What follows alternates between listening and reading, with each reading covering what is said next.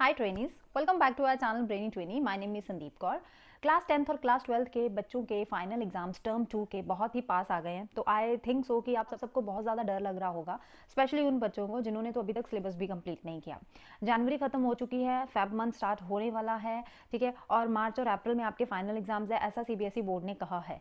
अगर हम टर्म 1 के अकॉर्डिंग जाएँ तो टर्म 1 के नवंबर दिसंबर में कहा था और आपके दिसंबर में एग्जाम स्टार्ट हुए थे क्लास 10th के भी और क्लास 12th के भी, ठीक है। और अगर हम उसी के अकॉर्डिंग सोचें तो मार्च अप्रैल में कहा है सेकेंड टर्म के एग्जाम्स का, तो मे बी आपके मार्च एंड में स्टार्ट होंगे या अप्रैल में स्टार्ट होंगे। तो ये अगर हम टारगेट लगा के चलें तो मार्च का मंथ भी है आपके पास फुल सिलेबस कवर करने को और साथ में रिवीजन करने को। लेकिन आप मैं यही कहूँगी कि आप लोग बच्चा मार्च को मत देखो, आप सिर्फ अपना टारगेट सेट करो कि फेब तक हमें कंप्लीट करना ही करना है, हर हाल में करना है। अगर फेब के बाद 5-6 दिन मार्च के आ जाए तो कोई प्रॉब्लम नहीं है। लेकिन अगर आप सोचो चलो छोड़ो अभी फेब में हम मजे करते हैं, मार्च में जाके शुरू करेंगे पढ़ना, तो ऐसी गलती कभी मत करना। अगर आपकी टर्म 1 अच्छी नहीं गई और आप चाहते हो कि टर्म 2 हम अच्छे से देके अपना रिजल्ट अच्छा ला सकें, तो बेटा गलती मत करो ये सोच के कि अभी हमारे पास बहुत टाइम है। टाइम बिल्कुल नहीं है।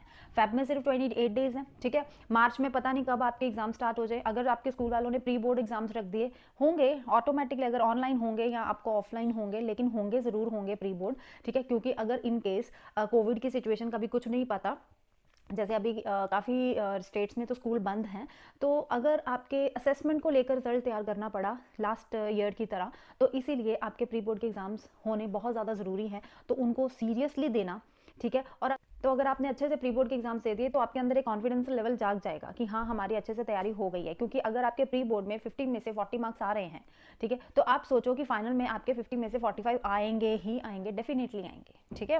तो इसीलिए प्री बोर्ड को आप फाइनल एग्जाम्स की तरह कंसीडर करके उसको सीरियसली ज़रूर देना। और प्री बोर्ड अगर अच्छे से देना चाहते हो तो उसके लिए आपको फेब में पूरी की पूरी अच्छे से तैयारी करनी पड़ेगी। तो आज की इस वीडियो में मैं आपके साथ वही डिस्कस करूंगी, क्लास 10th के बच्चों का भी, क्लास 12th के बच्चों का भी, कि किस तरह से पूरे फेब के मंथ में आप दिल लगा के पढ़ेंगे तो आप सारे सब्जेक्ट्स की तैयारी कर सकते हैं। तो इसलिए वीडियो को एंड तक जरूर देखना, राइट। इसलिए आपका टाइम वेस्ट ज़्यादा ना करते हुए मैं आज स्टार्ट करती हूँ कि आपको किस तरह से सारे सब्जेक्ट्स की तैयारी फेब के मंथ में करनी है। एज यू ऑल नो कि फेब में सिर्फ 28 डेज होते हैं, राइट।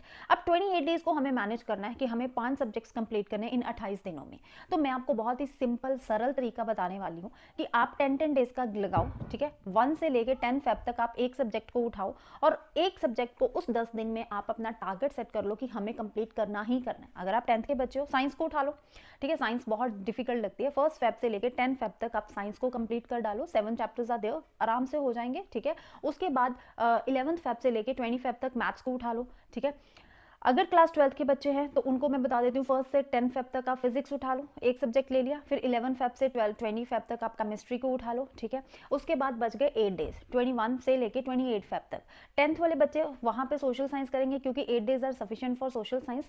और जो बच्चे हैं दूसरे क्लास 12th के, अब उनको वो 8 डेज में मे बी उनका सिलेबस क्लास 12th का ना हो पाए, तो वो बच्चे मैथ्स कर लें, जिन्होंने पीसीएम रखा है वो मैथ्स को ले ले, ठीक है। और अगर कोई बात नहीं 2 मार्च तक भी आपका होता है तो कोई प्रॉब्लम नहीं है। अभी हमारे कौन से मार्च के स्टार्टिंग में फाइनल एग्जाम्स होंगे, है ना, मार्च के मिड के बाद स्टार्ट होंगे।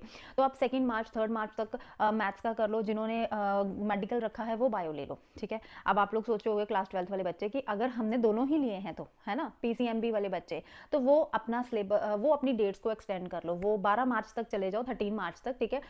2 मार्च के बाद वो 3 मार्च से लेके 13 मार्च तक अपना दूसरा 4th वाला सब्जेक्ट कर ले, ठीक है। अगर मैथ्स पहले कर लिया तो उसको बाद में बायो को बाद में कर लो, अगर बायो पहले कर लिया तो मैथ्स को बाद में कर लो, राइट। ऑप्शनल को बाद में करना, जो आपका मेन सब्जेक्ट है उसको पहले करना। ये मैं आपको क्लास 12th वाले बच्चों को बता रही हूँ। 10th वालों को समझ में आ गया।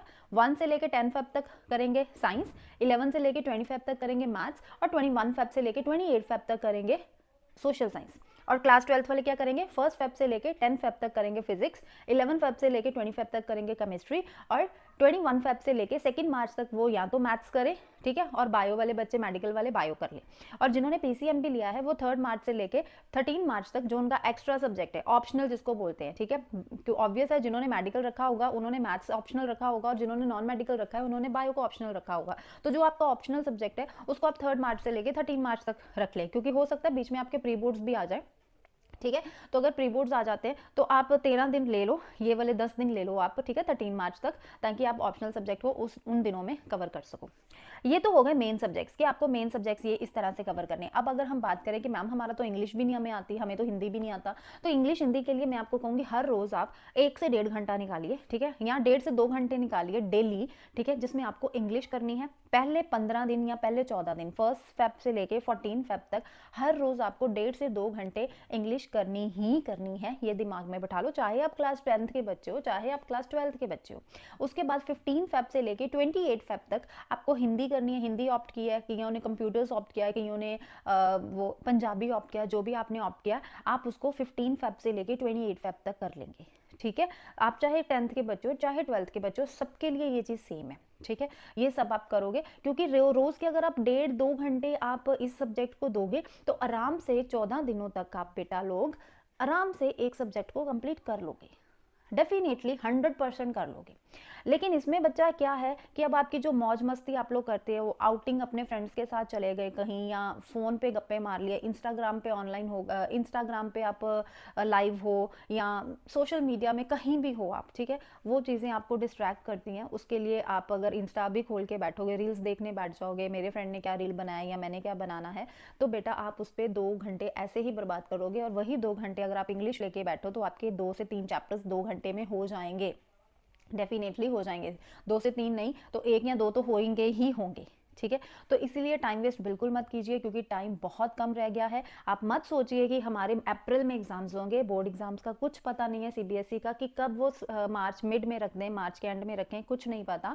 तो आप अपना टारगेट 28 फेब तक लेके चले कि हमें 28 फेब तक ये सारा सिलेबस कंप्लीट करना ही करना है, ठीक है। उसके लिए आप अपना एक टाइम टेबल बनाइए कि हमें सुबह इतने बजे उठना है, इतने बजे उठ के इतने से इतने हमें ये सब्जेक्ट पढ़ना है। और हाँ, आपको daily 7 to 8 hours self study के लिए देने ही देने हैं, ठीक है।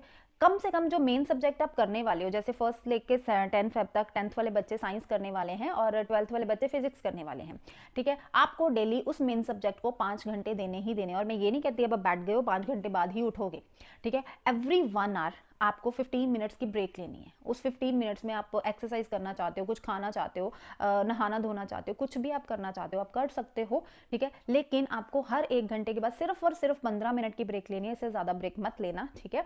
और 5 घंटे डेली आप दीजिए सेल्फ स्टडी को, मेन सब्जेक्ट को, और उसके बाद 1.5 से 2 घंटे आप दीजिए दूसरे अदर सब्जेक्ट को, ठीक है। तो इस तरह से 7 to 8 आवर्स आपके हो जाएंगे सेल्फ स्टडी, और आराम से पूरे फेब के मंथ में आपका सिलेबस कंप्लीट हो जाएगा।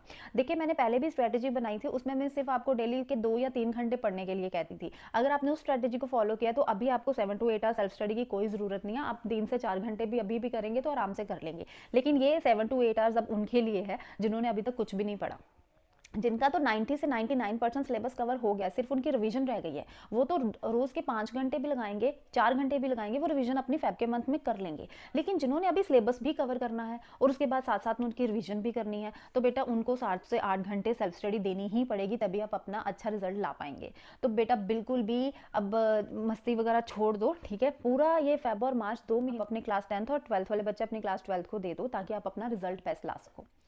अब आप लोग बोलोगे कि टाइम टेबल दे दो हमें, कितने से कितने घंटे क्या पढ़ना है। तो ये टाइम टेबल बेटा आपको बहुत सारी वीडियोस में मिलेगा, लेकिन मुझे लगता है ये यूजलेस है, क्योंकि आप अपने अकॉर्डिंग देखिए कि आप कितने बजे उठ सकते हैं। आप नाइट में ज़्यादा पढ़ने वाले हैं, आप अर्ली राइजर्स हैं, ठीक है, तो आप ये अपने अकॉर्डिंग सेट कीजिए। इसके लिए कोई भी वीडियो देखने की कोई भी ज़रूरत नहीं है, ठीक है। सब बस आप अपना एक टारगेट सेट कर लीजिए। अब देखो, अगर फॉर एग्जाम्पल अगर हम बात करें कि 10 दिनों में आपको 1 सब्जेक्ट कंप्लीट करना है, अब आप देखो कि 1 सब्जेक्ट में कितने चैप्टर्स हैं आपके पास। मान लो टोटल 7 चैप्टर्स हैं एक सब्जेक्ट में, अब आपको 10 डेज में ये 7 चैप्टर्स को कंप्लीट करना है। तो आप टारगेट ये रखो कि एक दिन का एक चैप्टर, ताकि 7 डेज में आप 7 चैप्टर्स को कंप्लीट कर सको। इन केस मान लो कि बीच में कोई कहीं ना कोई गेस्ट आ गया, कोई एक आधा चैप्टर आपका रह गया, तो जो लास्ट के 3 डेज बचे उन 3 डेज में आप उस चैप्टर को खत्म कर लो और साथ में अपने सैम्पल क्वेश्चन पेपर्स को सॉल्व कर लो। कोई क्वेश्चन बैंक खरीद लो, वो क्वेश्चन बैंक सॉल्व करो, प्रीवियस ईयर के क्वेश्चन को सॉल्व करो उसी सब्जेक्ट के, ताकि 10 डेज में पूरे सब्जेक्ट में पक्के हो जाओ कि आपका 100% तैयारी एक सब्जेक्ट की तो डन है। जब आपकी एक सब्जेक्ट की तैयारी हो जाएगी ना 10 फेब तक,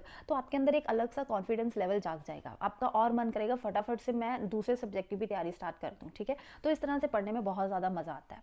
तो जब मैं अपने स्कूल टाइम पे थी मैं तो ऐसे ही पढ़ती थी। तो अगर आपको ये जानना है कि 10 डेज में आपको एक सब्जेक्ट के सारे चैप्टर्स किस तरह से कंप्लीट करने, तो उसके लिए मैं अपनी एक नेक्स्ट वीडियो लेके आऊँगी। अब इस वीडियो में मैं सिर्फ आपको पूरे फेब का टारगेट बताने वाली थी कि पूरे फेब के मंथ में आपको किस तरह से अपनी सेल्फ स्टडी करनी है और किस तरह से पूरा सिलेबस अच्छे से रिवाइज कंप्लीट भी करना है, साथ में रिवाइज भी करना है। तो आई होप आपको वीडियो ज़रूर अच्छी लगी हो। वीडियो अच्छी लगी हो तो वीडियो को लाइक ज़रूर कीजिए, और अगर अभी तक चैनल को सब्सक्राइब नहीं किया तो जल्दी से सब्सक्राइब कर लीजिए। बच्चा मुझे 1 लाख सब्सक्राइबर बनाने हैं अपने, जल्दी से जल्दी आप मेरी फैमिली हो, आप ही के सपोर्ट से मैं 1 लाख सब्सक्राइबर्स बना सकती हूँ। तो मिलते हैं नेक्स्ट वीडियो में, तब तक के लिए bye bye and take care.